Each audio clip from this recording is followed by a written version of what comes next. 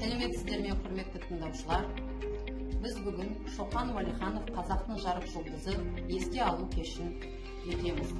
Бұл күнде аты мәшһүр Дана Шоқан, өр тұлға кесек ойлы Дара Шоқан, қазақтың аспанында жұлдыздай болып, жарқырап ағып өткен Баба Шоқан. Маман Иментаев айтқандай, әр уақыттың, әр кезеңінде халықтың бір туар данышпандары дүниеге келген. 19 ғасырда өмір сүрген, кейінгі ұрпаққа рухани әлеуметтік мұра қалдырған, әлем мойындаған дана ғалым Шоқан Уәлиханов. Бейнебаянға назар аударайық. Басқа тұғымдарымыздан да артық болғанында қалай? Әркімнің маңдайына біткен өз жұлдызы. Бұрын мен ғылымның өз басымағына бақыт екенін ұқпаппын. Сол атағы мен даңқымның халқыма еш пайдасы тимесе, оның қажеті қанша? Мырзалар, кадет Уәлиханов бізге шындық жолында күреске сөзді семсер еткен тек европалықтарға емес, шығыста да бар екенін дәлелдеді. Қазақтың ұлы ағартушысы Шоқан Уәлиханов. Шоқан Уәлиханов туралы біз қандай деректерді білеміз, бар білгенімізді еске түсіреміз бүгін. Жалпы бүгін біздің сабағымыз 3 тараудан тұрады. Бірінші тарауымыз өмір дерек. Өмір дерек тарауында біз Шоқан Уәлихановтың өмірі туралы айтамыз. Екінші тарауымыз ерлік сапарлары. Бұл тарауда біз ерлік сапарлары және де еңбектері жайлы айтамыз. Үшінші тарауымыз шапағаты нұр құйған жүректерге.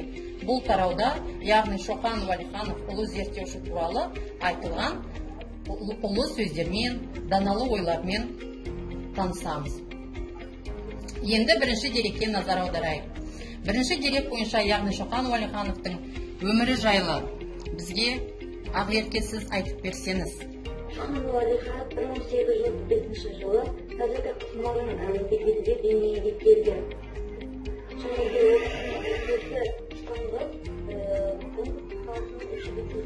оқытушы болып танылған. Жақсы, қайда оқыды? Ол кісі кадет корпусында оқыды және қазақ халқының есінде қалған себебі ол әдебиетті ең алғашқы зерттеген ғалым ретінде қалды.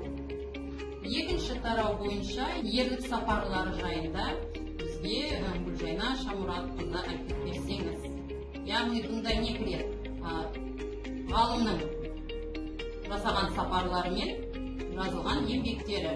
Ал айта ғой. Шоқан Уәлихановтың еңбектері көлемділерінен Абылай, Шамандырның қазақ арасындағы халықтар, елдегі мұсылмандар туралы қолжазу туралы, қазақтың ертедегі қару-жарақтары, Жоңғария очерктері, қазақ шежірелері атты және ат тарихтан, Алтын шаһардың қалжайы, Сібір тарихынан хаттар, Көкетай ханның өлімі, Шоқан Уәлихановтың қолжазбалары негізінен 1904 жылы баспадан шыға бастады.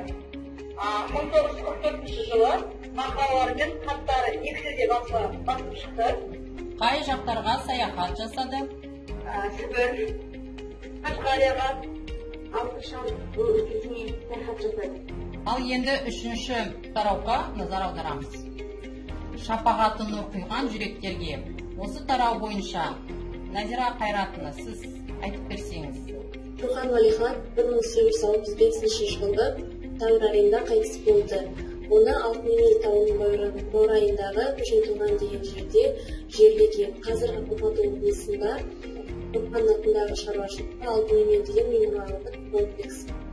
Шоқан қазақ елі үшін және орыс достарына оның қатасы ауыр тиді.